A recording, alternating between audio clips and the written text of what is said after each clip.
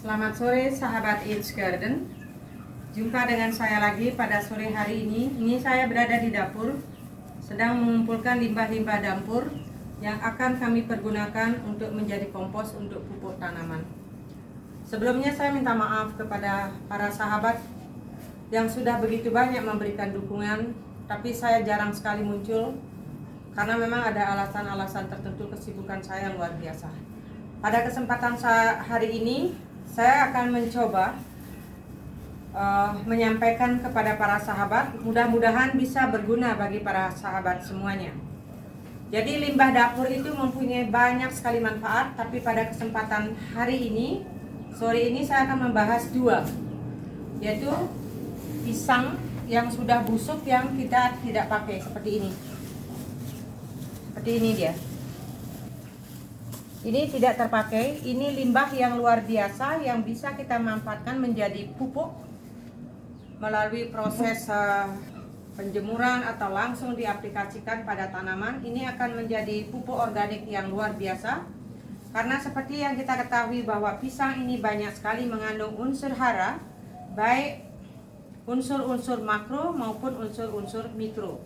Jadi kandungan fosfor, kalium, dan kalsiumnya, magnesiumnya, pisang ini sangat luar biasa.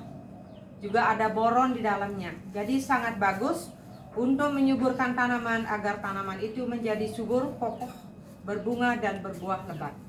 Dan saya sudah beberapa kali mengaplikasikan pada tanaman, itu hasilnya luar biasa. Subur-subur sekali dan buahnya lebat-lebat sekali. Jadi pisang ini akan kita cincang seperti ini. Seperti ini kita kecil-kecilkan supaya lebih cepat terjadi proses pembusukan. Jadi cepat menjadi pupuk yang akan diserap oleh akar-akar tanaman. Kemudian yang nomor 2 yaitu limbah yang berupa kulit jagung. Ini yang bantang jagungnya ini juga jangan dibuang, kita akan pakai untuk menjadi kompos. Jadi kompos ini juga banyak mengandung kalium, kalsium, dan fosfor. Jadi dua bahan ini akan kami aplikasikan secara bersamaan pada tanaman. Jadi unsur hara yang terdapat dalam pisang ini sangatlah luar biasa, karena dia memiliki unsur yang sangat lengkap, mineral-mineralnya sangat lengkap, unsur-unsur hara makro dan mikronya sangat banyak. Bagaimana prosesnya? Begini, jadi kita coba dekatkan. Jadi pisang ini kita potong-potong kecil-kecil seperti ini.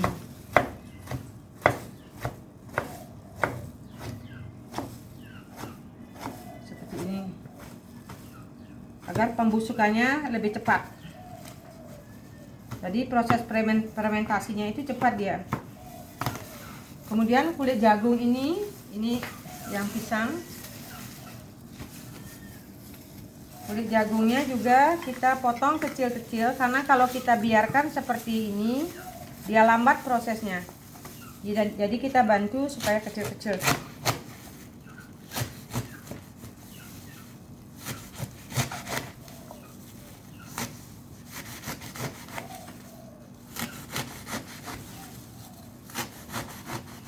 Seperti itu. Kemudian bantang-bantangnya, bonggol jagungnya kita potong kecil-kecil seperti ini. Jadi kita mempergunakan alat yang lebih besar. Yang tadi belakangnya mana? Jadi ini kita cacah kecil-kecil.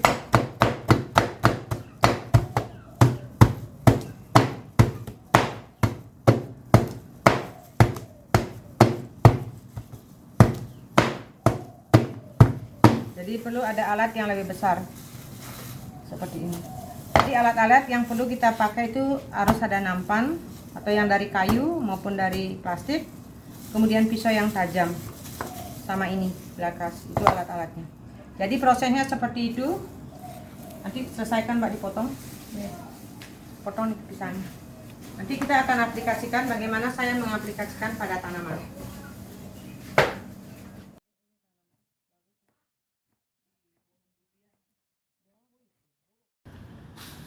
Ini langkah awal kita membersihkan gulma-gulma dan menggemburkan tanahnya. Sebaiknya mempergunakan linggis daripada mempergunakan cangkul. Karena cangkul pemutusan akar akan lebih banyak daripada menggunakan linggis. kita aplikasikan secara merata. Kalau ini difermentasi boleh, kalau tidak difermentasi juga boleh. Tapi jangan terlalu di batangnya.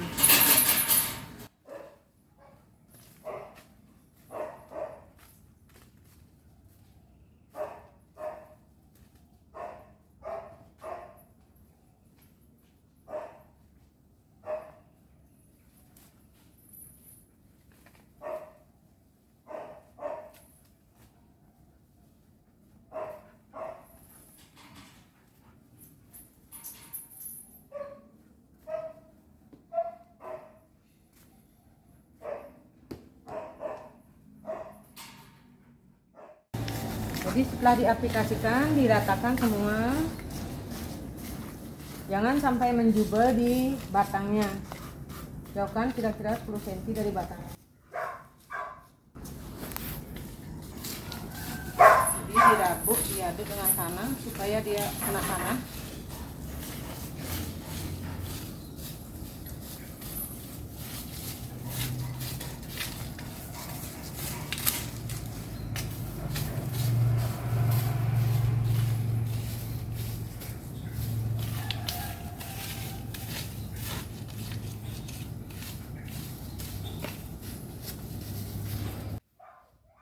Jadi jauhkan 10 cm.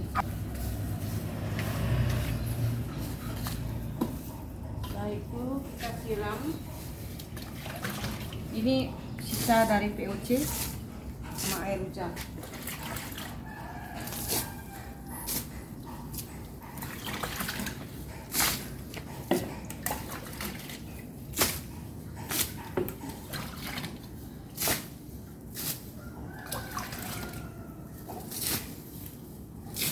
Terkadang pada saat pengaplikasian yang masih mentah begini, tanahnya menjadi asam, bisa diantisipasi dengan kapur dolomit. Kalau mau bisa tambahkan dengan atasnya kapur dolomit.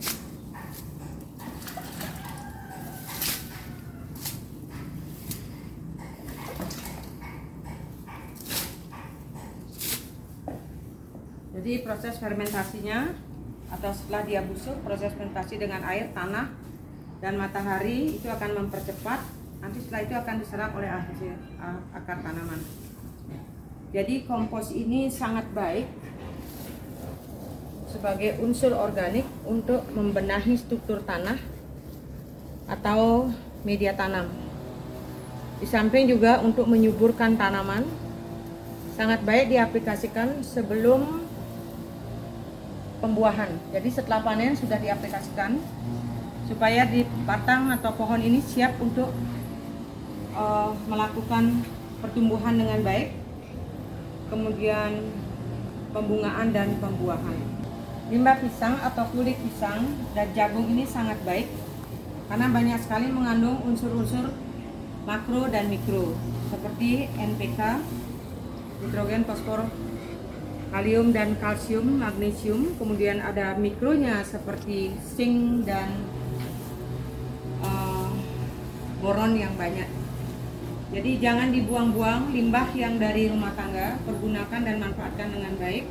Di samping untuk menerapkan konsep zero waste atau mengurangi limbah-limbah yang jatuh ke tempat sampah.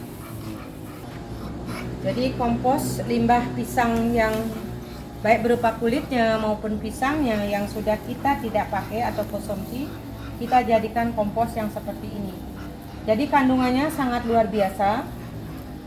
Jadi kompos ini nanti akan bisa untuk memperbaiki struktur tanah atau media tanam, dan kandungannya yang luar biasa yaitu unsur NPK, fosfor, kalium, dan natrium.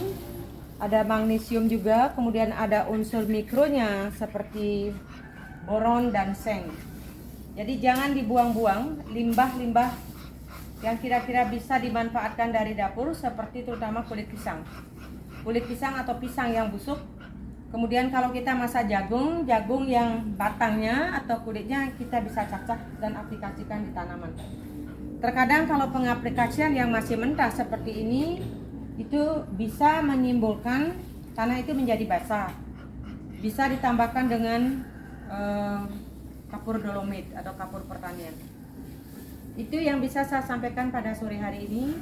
Semoga bisa bermanfaat bagi para sahabat, dan saya minta maaf bila ada kekeliruan dan kekurangan yang saya sampaikan. Sampai jumpa pada video kami yang akan datang. Terima kasih.